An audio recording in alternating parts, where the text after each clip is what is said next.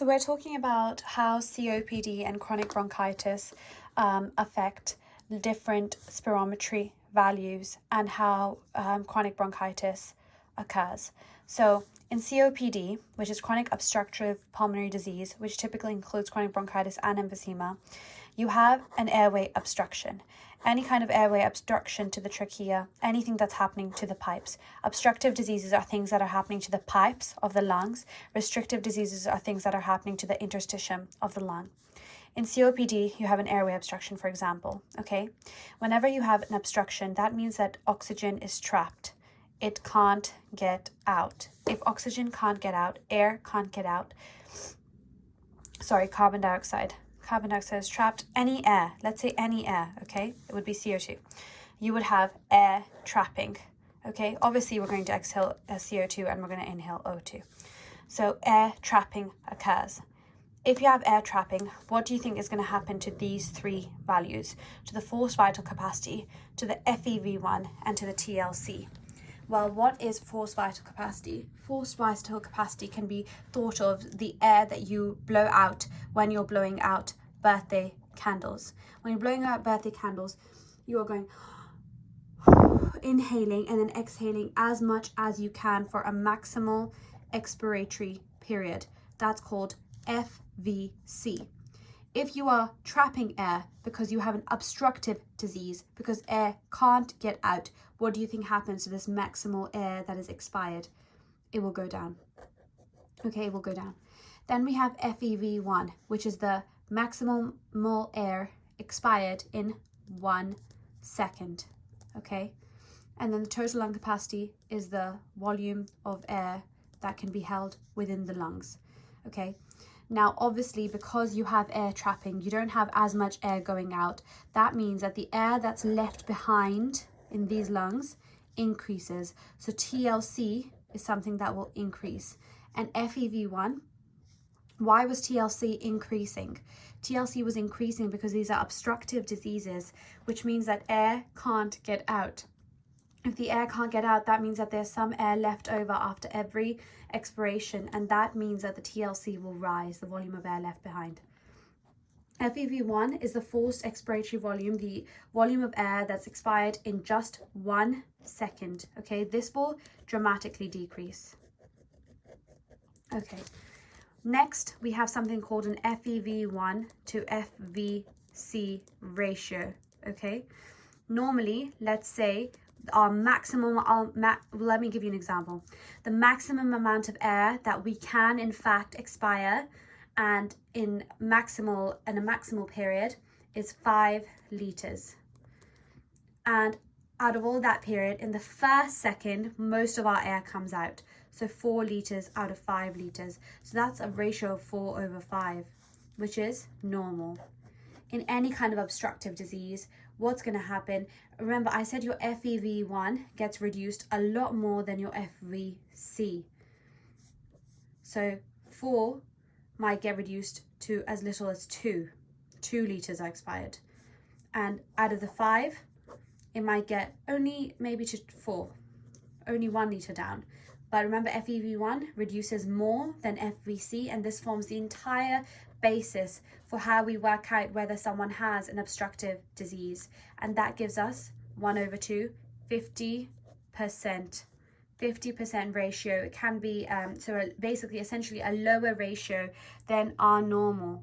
Okay, a lower ratio than our normal. Now, what was the other thing that I wanted to mention? The other things that I wanted to mention were what happens in chronic bronchitis and what's actually going on in chronic bronchitis. Okay, before we do that, I want you to, chronic bronchitis. Chronic bronchitis is clinically described as a productive cough for more than 3 months over 2 years. 3 months over 2 years. I want you to understand what is a Reed index. Okay, why does cyanosis occur in chronic bronchitis? Why in chronic bronchitis do we have cups and cups of sputum produced. Why in chronic bronchitis do we have increased risk of infections? And finally, how does shunting in hypoxemia lead to cor pulmonale? So I'm going to cover all of these concepts, okay? Fine, let's get started. So within the lungs, you have mucus and you have serous glands, okay? So within the lungs, you have mucus glands or mucinous glands, and you also have serous glands. So with the lung tissue, what is the Reed index? To understand what the Reed index is, you have to understand that the lung tissue is pseudostratified, columnar, ciliated. Okay? Now, what you have beneath the lung, beneath the cells, you have blood venules. So you have blood venules to supply this lung tissue. You have blood venules. Then you have this lamina propria, which contains, so within the blood vessels, you have lamina propria. Remember, mucosa, submucosa, lamina propria. Okay, so you have the lamina propria, which contains these blood vessels or these blood venules. And then beneath that, you have the submucosa. And within the submucosa, you have simple glands, mucinous glands and serous glands. Now, it's very simple. What are the cells right at the top? Pseudostratified columnar ciliated cells within the lung, okay? They have cilia, which beats down germs and beats upwards germs and gets rid of any trapped pathogens or microorganisms, okay? Now, let's continue. Beneath that, you have the lamina propria, which is blood venules, which help they help provide the vascular supply. Okay, then we have a submucosa layer, which has mucinous glands. We already know this produces mucus. Mucus helps clog and trap extra pathogens, microorganisms, germs, and helps get that out. You also have serous glands, which help water kind of humidify the air. Okay, it humidifies the air. So think of air as something light and breezy, which needs to be humidified, okay? So that's humidification for the serous glands. For the mucinous glands, you obviously produce mucus, and that helps trap germs. The Reed index is how much of this submucosa layer makes up the whole thickness of the bronchial wall. Remember, we're in the bronchus, so this is the bronchial wall. The Reed index is how much of this submucosa layer, how much of the mucus glands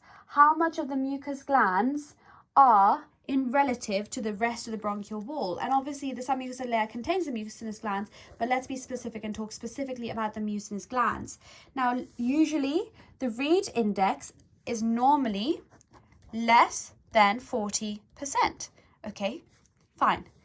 Now, what happens to the Reed index? The Reed index in chronic bronchitis increases to more than 50%. How? Well, you have smoking. Smoking is a direct pollutant to our lungs. Having a direct pollutant exposed to the bronchial wall causes excess stimulation of these mucinous glands, which start to secrete more and more mucus. And as they secrete more and more mucus, they're hyperactive, and essentially they hypertrophy and they undergo hyperplasia.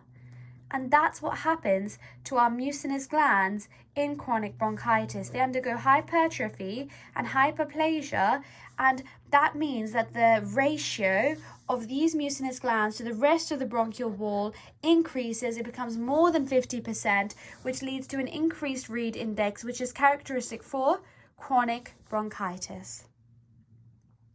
Fine. Now I'm going to tell you about, and that also helps you to tell me why there's increased cups and cups of sputum.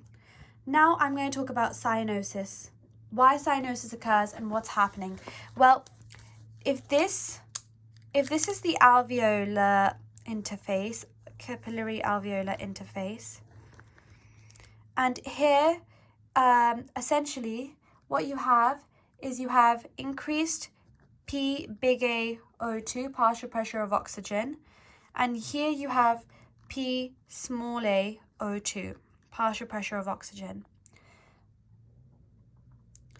Due to air trapping, due to an obstructive disease. Wait, firstly, do we understand that for oxygen, we want oxygen to diffuse into our lungs, from the lungs into our blood vessels, to then help supply and provide the nutrition that all of our cells need and provide the ATP. So we want oxygen to diffuse from the alveolus to the capillary.